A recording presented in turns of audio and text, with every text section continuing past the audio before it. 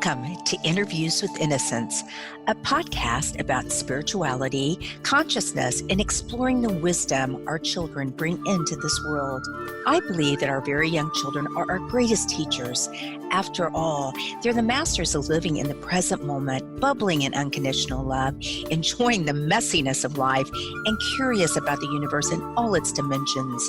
The pure essence that young children exhibit lives within all of us. My hope is that these interviews will help us discover, embrace, and connect with the sacred core of childhood that resides within each of our hearts. I am your host, Marla Hughes.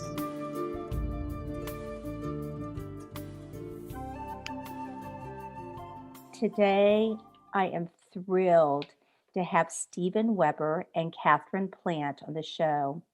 Stephen is a technology project manager and Katherine a childcare worker and Reiki practitioner, and they live in Northport, Long Island, New York, with their precious pups, Marius, a rottweiler, and Bandit, an Australian shepherd.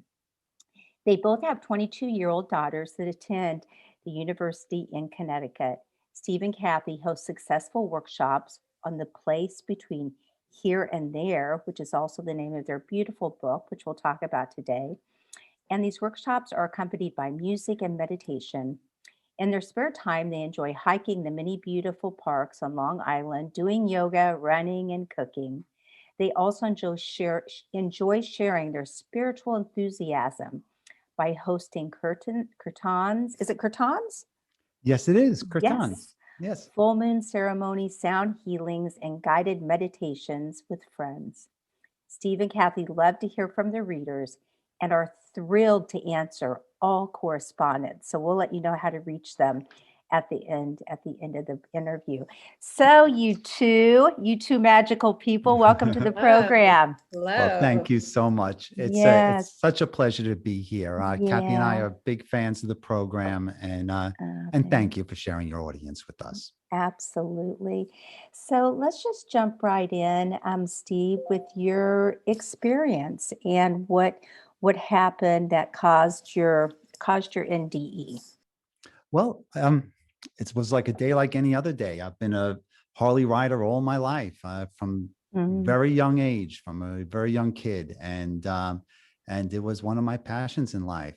And I was out riding one Sunday afternoon out on Long Island. I live in Long Island, New York, and out east, it's like a rural community, and people go out there for lunch. And so it was like any other day. I took a ride out east and had some barbecue, and on my way back, there was traffic. I drove on the side of the road to make a right up ahead in an intersection. And just when I got there, a truck made a left-hand turn and went, right into the side of me, full force. And the lights went out. I mean, I didn't know anything happened at all. The next thing is I knew I was in a helicopter, soaring through the air, going through the clouds. And then I was landing at Stony Brook Hospital. It was one of the most premier trauma centers in the world. Any place else, I would have died. I mean, clearly. And at that time, I would have been very upset about it. But I'm telling you, it was such a surreal experience to be on the tarmac at Stony Brook Hospital and laying back and looking up at the sky and realizing that this day was going to be like no other day, and that my life was going to change forever. And I felt myself slowly slipping away. I really did. I at this point, I knew I was very, very ill, and I felt like I was dying. And that was the last time that I remember being on this earth for what seemed like many lifetimes, but in reality, at least to the people in the hospital, I was in a coma for 3 weeks. Wow. My injuries were very seriously. I had a broken spine, and they had to stabilize my spine and put all these screws in it. It was really remarkable surgery. And my hip was shattered. They really, months after it, I did a follow-up appointment with the surgeon who worked on my hip. And the surgeon told me if this would have happened just a few months ago, the outcome would have been very different. But the most serious, and I had broken arm, broken leg, head injury. But the most serious is I was suffering from internal injuries. And so they had to do several surgeries just to stabilize me. And then to the rest of the world, I was in my hospital room. But to myself and my mind and my spirit, I was in a place that I called between here and there. It was a place where, it was deep. It was where time didn't exist and people were spirits. Everybody was a spirit. And I learned so many things about life and about why we are here. Many people, when they have these near-death experiences, they see like beautiful lights and tunnels and things like that. I didn't see any of that. My near-death experience was so rooted in my regular life. They were surrounded, they were involved these three distinct places where I learned the language of the universe, basically syncing with the Akashic record. And we'll talk about that in a little bit. And then the second thing is that I received what's called a life review. And that was where I reviewed all aspects of my life to see what lessons I could learn, which I haven't learned yet, or may still be available to me from the fact that I've grown some and I may see new insights into my past experiences. And finally, the third place is I was tested on my knowledge to what I later realized was going to determine whether or not I would stay in spirit or I would return to Earth, either in my current form or within a new incarnation to continue my spiritual journey. And so when I say, like, in the first places where I learned the language of the universe or synced with the Akashic record, basically what I was doing is that I was sharing all my experiences with the all that is, and I was receiving all the experiences of the all that is. And what I mean by that is that I received the wisdom of the universe, so much of the wisdom, where I was given special insight into why we are here and why we feel and why we see things and what the very purpose of life is. And so it wasn't like I was in a university and I was sat down and it was said, okay, Stephen, this is spirituality 101. You are now, no, it was nothing like that. And I'll give you an example. One of the first things as I learned in that place was how to see spirit in everybody and everything. And the way that I was taught that is I was shown people from my life who I recognized right away. And then I was shown the same people as older people, as younger people, as different genders, as different ethnicities. And what I was being shown is no matter what form they took, I was able to recognize them. And what I was being taught at that time was to see the spirit in people, that part of you which doesn't change, that part of you that goes on forever, has always been and always will be and will always continue to grow. I was being taught to see your soul. Everybody can see spirit in everyone. Everybody has a spirit. And that was the very first lesson that I was taught, is how to see your infinite spirit, your true identity, by at first showing me all different shapes and sizes of people I knew, and then changing their forms and using that familiarity to enable me to be able to see and then finally sense spirit. And once I was able to sense spirit, then I was able to realize that spirit is all around us. It's in everything. Spirit is everything. And all of our spirit is connected. We are connected. All of our spirits, like cells in a body, each cell has its own life. It lives, it dies, it breeds, it survives. But no one cell knows of you and your consciousness. And that's what I began to see with everyone's spirit, is I began to see that all of these spirits together form a consciousness.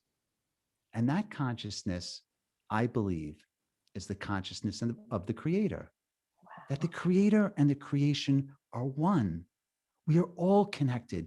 We are part of when I was taught in Catholic school that that God is everywhere, I pictured, God following me around and Right. catching me doing things and being a voyeur on my life. But it wasn't until later on that I realized is that no, it's because God is everywhere, is everything. God is us. We are part of it. And that was one of the most important lessons I learned, because that we have a life and we have a responsibility to not only ourselves, to love ourselves, but also to love all of humanity. By bringing other people forward, we bring all of humanity forward. We bring us forward. We're all part of the same family. Yes. And so, Were you religious? If I could just interrupt for a yeah. second. Were you religious before this happened? I know you said you grew up Catholic. Uh-huh. I was a Christmas and Easter Catholic, Yes, and yes. but no, I wasn't spiritual in the sense that the way I feel and see things now. No. But I was a Catholic, like I believed in Jesus, but it was a faith. But now, no, this experience destroyed my faith, because I don't have any faith anymore, Right, because I know of Jesus. I know of Buddha. I know of these spirits. It's not a faith anymore. It's just as much as, I don't know. It's like, it's every part of life. It's not a wow factor anymore. It's part of navigating through this whole prism of life that we're in. It's the context under which all right. things are created. Like it sounds more like a knowing now. You just know. No, Wow.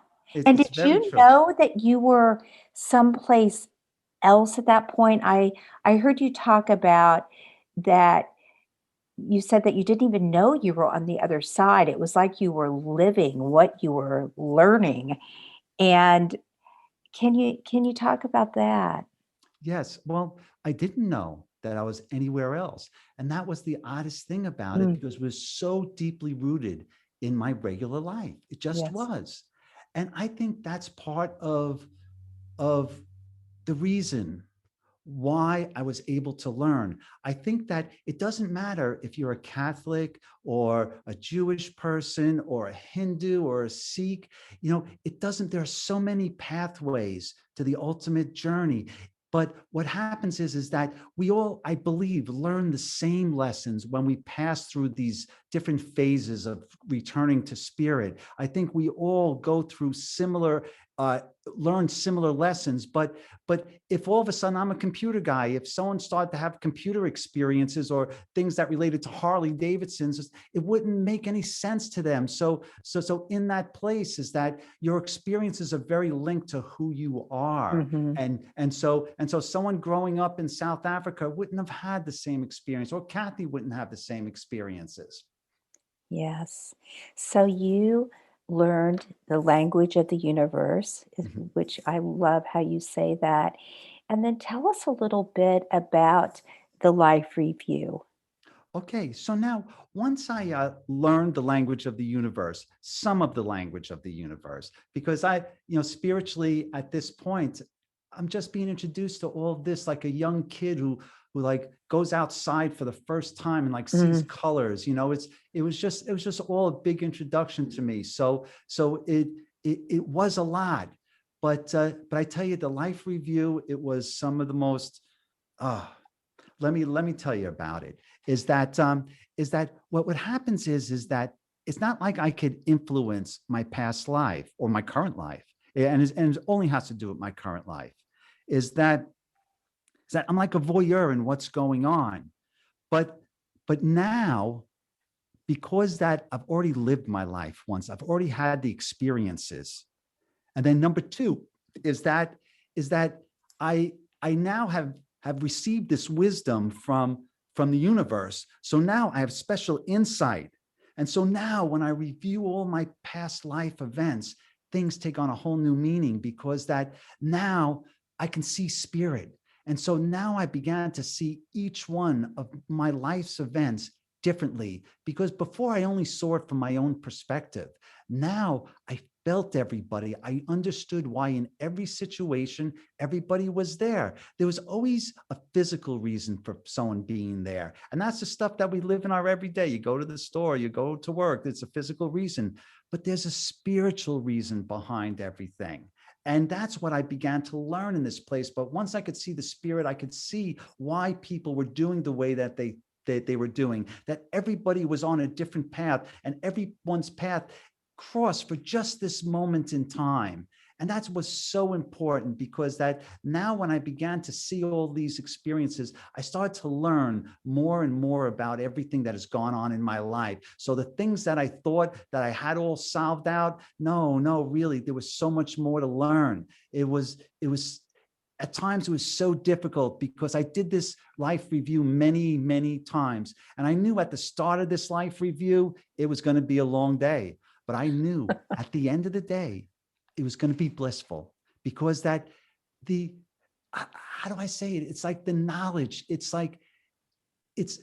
having all of your questions answered, not feeling shame or animosity towards anyone or yourself, to not having regrets, for everything that's happened to you to make sense, to have meaning, have brought you enlightenment. And then I came to the realization that some of the worst experiences in my life, the worst, were the things that I learned the very most from, the things that were the most meaningful in my life, because they truly were. They're the ones that transformed me. And it was then that I realized that experiences are everything. Without your life experiences, this life review would mean nothing to me. Like if I was a monk on a mountain, just eating like 2 grains of rice a day, and that's my meaning for living. And that's great for some people's paths in life, because that may be their paths. But I believe for most people, it's to live life, really. To live life, be a parent, be a not parent, be whatever you want to live and learn and love. That's what life is about, because without this, you wouldn't have these experiences. And it wasn't like I drove the process. In fact, there was nothing in this place like I drove the process. I had free will once I was in a situation, but I didn't choose my situations. I just found myself in situations, and then I had to react to them. And it was this life review that was so instrumental in it was like learning the language of the universe was like reading the dictionary, and the life review was like living it. It really was, even though I couldn't influence what was going on, because I was getting more and more out of each interaction, and I was seeing all of the beautiful growth. And that made it so, like, even when I came back to physical form after I recovered, is that I approach, anytime I find a failure in myself, I get excited. Kathie, I drive poor Kathie crazy, my co-author and my love. She always says, I'm always like, wow, what an opportunity for improvement. It just changes your perspective on life. Yeah. And a lot of times, like, if you say, like, what was so blissful about it? Just imagine you have no worries about anything.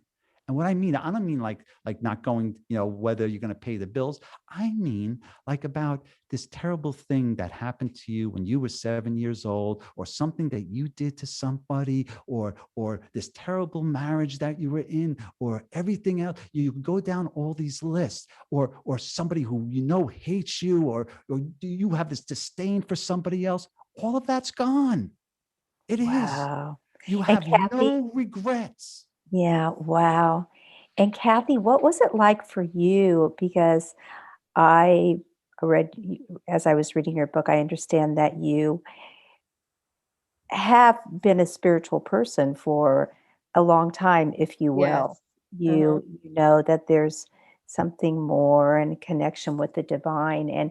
But how was it when Steve came back and was just, did you notice like an extreme difference? I don't know how you could not. Just listening to him passionately talk right now, it's just amazing. Well, the thing is, he didn't come out with all of this right away, because he had a brain injury. So things took a while to come out. Plus, he didn't really want to talk about it because at first he thought that he was a little nuts. Yes. And it was really only when I talked more about spirituality, which it's not that he knew that side of me, honestly, because we didn't communicate about those things. We Yes. communicated about things that happened in the town, in the school. It wasn't like we spent our time talking about spirituality, but once he had that, it was almost like I was able to extract and make sense of what he was feeling, because he'd say, "You're not going to believe what I just came to realize." Every day there was like a new thing that he would remember, and it was piecing everything together, and he was getting excited about it. He was starting to make sense of things, because at first he couldn't, and once he did, he was fascinated by it.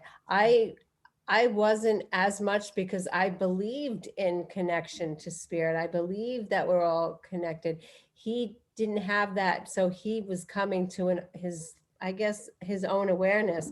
But once he got to that point, it was almost like he did receive the wisdom of the universe, because every time he spoke, it was like it was channeled from the heavens. Everything that came out of his mouth was so profound, and I've learned that through intuition and through reading books and my own experiences with the passings of my loved ones and connecting with them.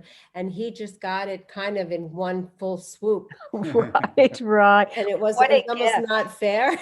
What a gift that the two of you had one another, and that you were there to validate Steve and love him and hold space for him. But see, so I was a gift to him in the fact that I could help him make sense of everything, and let him know he's not crazy, that this is real. This is how people that are spiritual saw things, not people that just ride Harleys, drink beer, and eat hot wings. So it helped him know that there are different outlooks. But then he also was a gift to me, because when he was in that place and I communicated with him and he validated what I said to him, it just validated everything I was feeling. I mean, in my heart, I knew everything that I believed was true. But when he came back and told me what he told me, it just solidified it. It's absolutely like validation. And I was just like, I wanted to scream from the rooftops. I totally get that. Totally. So, Steve, you went from learning the language of the universe in a life review, and I would like for you to talk a little bit about what you learned about judging people and blockages, and then a little bit about where you went next. Very well. I would like to just, I just wanted to mention one other thing about the life review and about regrets. And in the book, we actually talk about that. In chapter 13, we have a quote from C.S. Lewis where yes, I have this quote written down. Oh my gosh, I was going to end the interview with it. So you go for it. Save it? Nope. Okay. Well, because it's a very important quote, because I think that it really conveys so much of what I learned about regret and shame in that place, is that how it can cause these terrible blockages in you that can prevent you from really realizing those lessons in your life review, whether you are doing it as part of transitioning into spirit or just doing it as part of your regular life. So that shame and regret really causes blockages and prevents you to see the real meaning in it. And this quote says that you can't go back and change the beginning, but you can start where you are and change the ending. It's all there. I just wanted to share that. I did. I have it written down in my notes because I love that quote. It's so profound. It just is so profound. It is. And so at the life review, it was, and it wasn't that I was driving the process. None of this was I was driving the process. In the first place, when I was learning the language of the universe, it was, as long as I kept on learning, the process kept on going. But then when I stopped learning, it just stopped. And then the next thing happened. So when I was going with the life review, it's not like there was some higher consciousness beyond us saying, okay, one more time, Stevie. It wasn't like that. It was like, as long as I kept on learning from my life review, I would do it again. And at the end of my life review, I would receive this awareness. And as long as that awareness could still be driven further by going through my life again and re-examining everything that happened. And it definitely happened closer to infinity than in one. It just went over and over and over again, like it was forever, until I knew every line that's ever happened to me in a spiritual sense, those important things. And so when that stopped, the next place I was in was that I was put in charge of these kids, and that I was there to teach them a certain task. And at this time is, once again, is that I didn't know I was in any place else. And I didn't even know I was being tested. It wasn't until later on that I realized that, yes, this was a test. But at the time, it was just another scene. And once again, as I should have realized, something was going on here, and I'm not sure why. But I think part of it was that I felt like there was so much surrealism going on, and I was so happy and blissful that I felt like if I asked any of those types of questions, that it would stop. I'm not sure, but that's really what that I'm starting to think, because for some reason, I just didn't question these things that were happening to me. And so I was in charge of these kids, and no matter what, the kids would not listen to me. They would stand there and pretend like they're listening to me. And then when I gave them their task, they would run off and they would do whatever. I wouldn't see them for days, and then they'd all show up and they'd be like nothing happened. And I was dumbfounded. No matter what I tried to do to get these kids to do what I wanted them to do, they would not do it. I tried to bribe them. I tried to coerce them. I tried to threaten them. I tried to divide them up into teams. I tried to motivate them by setting goals. I tried everything I knew from all of my experiences, or at least what I thought I knew from my experiences, to try to get these kids to do anything. I just couldn't get it. And so finally, when I was at my wit's end, I stood before the person who was giving me instructions. And I didn't talk in like the way we talk now. It's just like I felt their grace. And when I would stand before this person, is that when I would stand before their grace, is that I couldn't tell what has happened in their life, but I could tell that these experiences drove a certain understanding in them. And just by being in their grace and being in their awareness, that brought awareness into what I was doing. And it gave me certain insight. Like, it wasn't that I was asking, for the most part, it wasn't like I was asking questions and receiving answers. It was just by standing there and running these questions over in my mind, the answers would come to me. And it was when I stood before that being that I realized that I was standing before my higher self. That part of me that is always in spirit, that part of me that is guiding me, that part of me that I am on earth in earthly incarnations to have experiences, to fuel the spiritual growth of myself and ultimately my higher self, the all that I am, my true identity. And so once I stood before my higher self and I came to these realizations, and I understood and I could feel the energy of my higher self's halo and aura and everything else about my higher self, is I came to the realization is that I'm not here to teach these kids a task. I am here to prepare these kids for their first human incarnation. Wow. Is that up until this point, is that we all, our spirits grow and develop through all different types of incarnations on earth. And that's all I know about. And that we grow as plants and animals, everything, to get to the higher form of spirituality and life, which I believe is humans. I mean, I don't know, but I believe. And that I was preparing them to create that next spiritual journey, to begin to really understand all they've learned through all their incarnations. And this is something I failed at. I failed miserably at, because I was taught to see spirit. I was taught all these wisdoms. I was taught the meaning of life and the purpose of life through all these life experiences and the life reviews. And when I was given my first chance to use all this spiritual knowledge that I had learned, I only saw the kids as dopey kids. I didn't see them as spirits. I completely ignored every part of what I learned. And I just saw them as kids, not as spirits, just as incarnated, just as spiritual as I was. I just saw them in their physical form. And that was one of the most important lessons that I learned. And once I began to understand that, I knew that coercion and bribery and motivation isn't going to work. I had to be a spirit to relate to spirits and understanding that.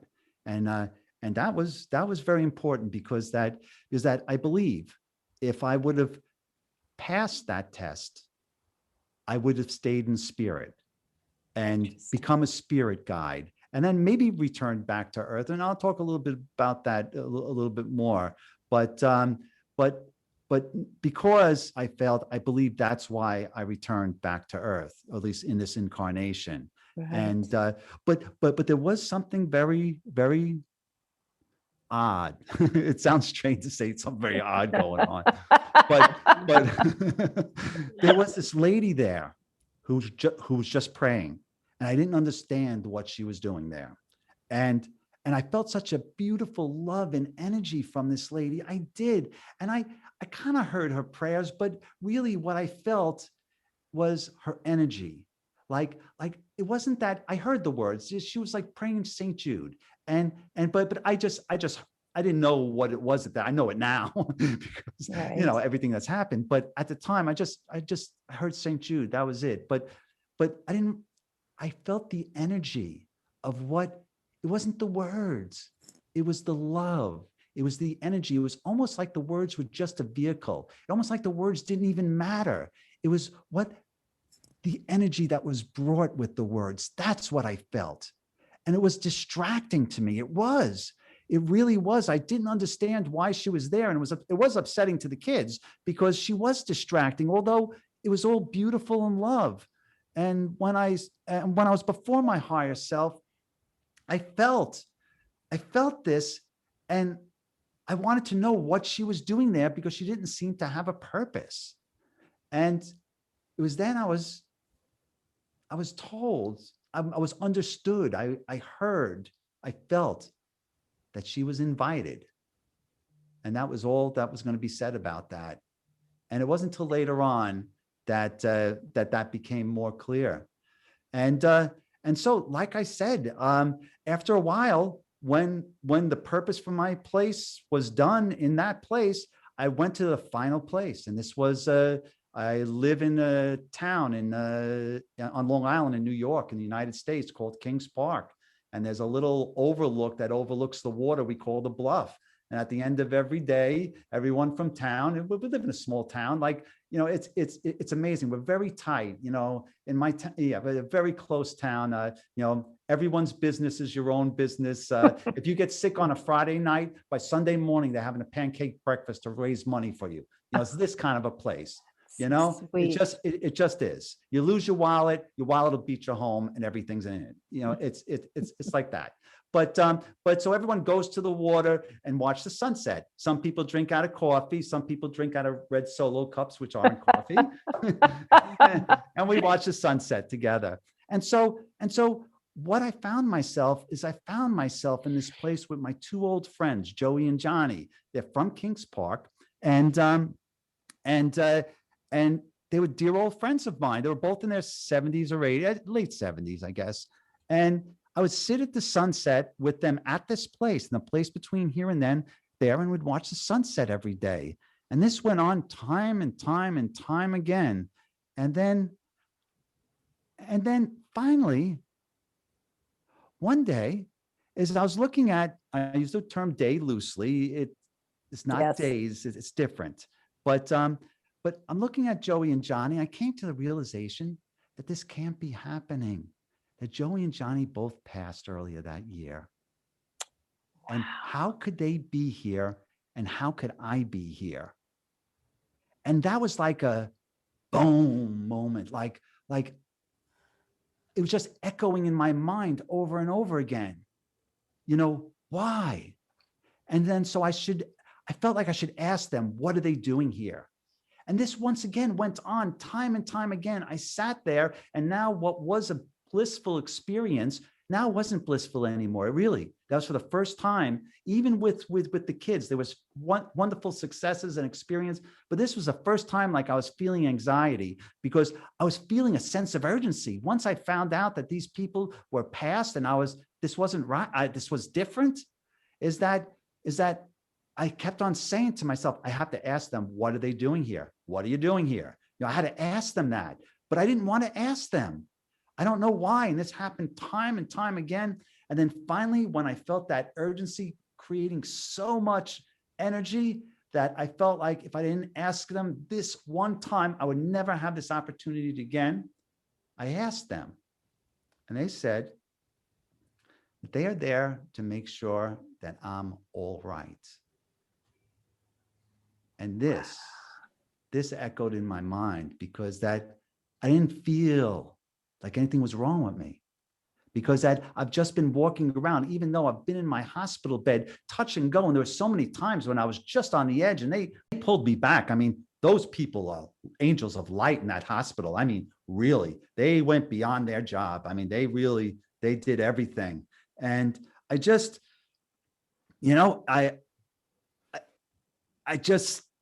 it just echoed in my mind. Why are they here? And then what happened is that as that echoed in my mind, that they're there to make sure I'm okay, is that as we watched the sunset just got brighter and brighter and brighter. It didn't set anymore. And then finally, when I opened my eyes, I could open my eyes. I was in my hospital room, and my mother and my sister were my mother and my sister were hanging over me, telling me that I've been in a terrible accident and I'm going to be okay. And that was my return back to earth for a while. Wow. Is that I found myself in a hospital bed. I was tied down. I couldn't move. I had tubes in me. I didn't know what had happened. But I actually felt like nothing was wrong with me. I really did. I didn't understand why I was tied down. It was very upsetting to me. It was the first time I was ever tied down with my clothes on. It just was very uneasy feeling. Yes. And why did Joey and Johnny, you talk a bit about how they passed and how that was related to some of your injuries. Yeah. Well, it wasn't until later on during my recovery is that, I took my big recovery, like it was like a driving force. No, I was like the Energizer Bunny on espresso, Right. I really, I woke up in my bed and I wanted to get better. And this was a drive. And it was then I realized when Joey and John were there, and they said that that they were there to make sure I was okay. Not there, here when I returned, because Joey, he broke his neck as a kid diving at the bluff, and he had to have his spine fused, and he walked around like Frankenstein all of his life, and he was such a jolly guy, and I just loved this man, and he was just so much fun. And then John, he was a diabetic, and he got this infection in his leg that eventually took his life, and they were my spirit guides. I had a broken back, just like Joey had a broken back. I had a shattered leg that was so prone to infection. And Johnny, he had the infection in his leg that took his life. They were there to be my spirit guides. It wasn't like they were there saying, okay, Stevie, one more push-up, come on. No, but I felt this energy, this surety of outcome. No matter what, if I did this, that, and the other thing, things would turn out okay. And that was such a driving force in my recovery. I mean, I felt their energy. And like I said, it wasn't that they were coaching me. That was Kathie's job. Kathie was halfway Mother Teresa and halfway Sergeant Slaughter. You know, she really gave it to me. But my spirit guides, they were the ones that gave me the energy in the same way that the lady in the place between here and there was giving me energy. It was the same type of energy. And the praying lady, the lady who was yes, praying. Yes, yes. because it was the energy. That was the key. Right. And then so I felt Joey and Johnny's energy. It wasn't the words. It was the energy they put in. It wasn't the praying lady's words. It was the energy. You know, I don't think when it comes to prayer, once again, universe according to Stevie, I don't think the prayer, in my opinion, the words matter.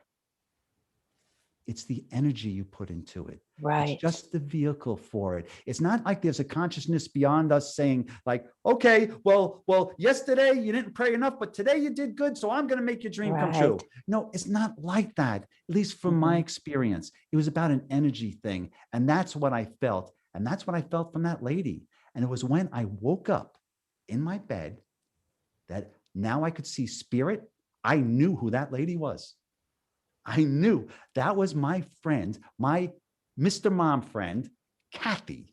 She was a lady who I was very good friends with, platonic friends. We were class moms, and I was Mr. Dad. I was a stay-at-home dad, and she was my alternate class mom.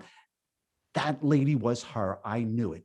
I was the same manner, same everything. And as I sat in bed and I was tied down, all I wanted was my phone. I just was like E.T., phone home. I just wanted my phone. And as soon as they took the tubes out of me, my brother brought me my phone. And the first things I did, I got on there. I saw my contacts. And then I texted my friend Kathie and I said, Kathie, what'd I say? Thank you. Well, what had happened was, he's right. I was praying like intensely every day. It was all I could do. And it's something that I'm actually good at because I've always believed in the power of prayer. I've seen it work miracles.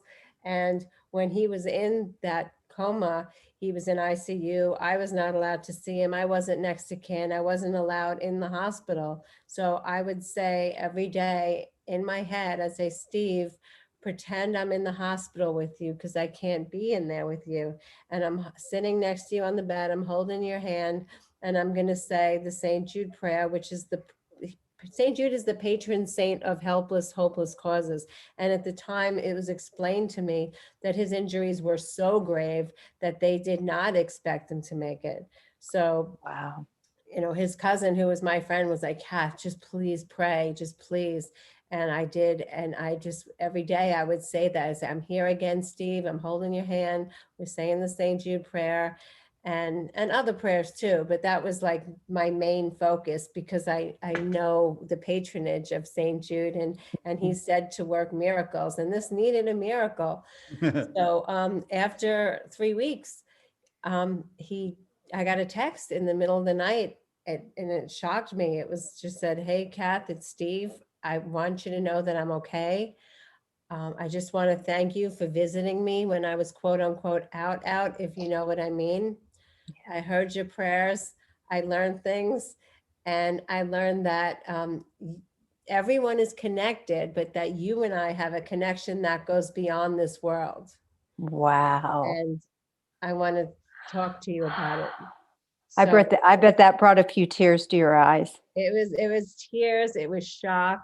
I was staring at the phone.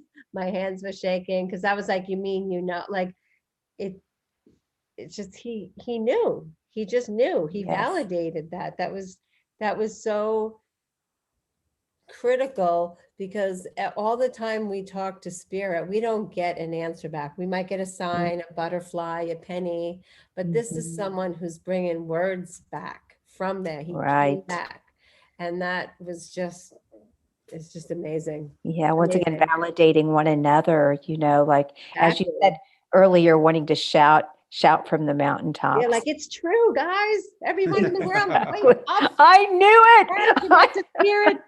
Right.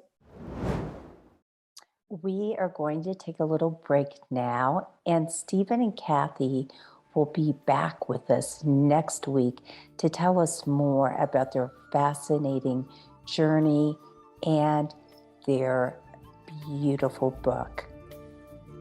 I hope you will join us.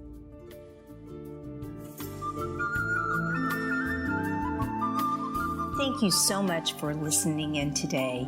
If you want to learn more about the show, you can find us at interviewswithinnocence.com and on Facebook or Instagram at Interviews with Innocence. Please write me a message, tell me what you liked, and let me know what else you would like to hear. I would love to hear from you. And if you liked what you heard, please leave us an iTunes rating and review. It helps other listeners find the show. Thank you.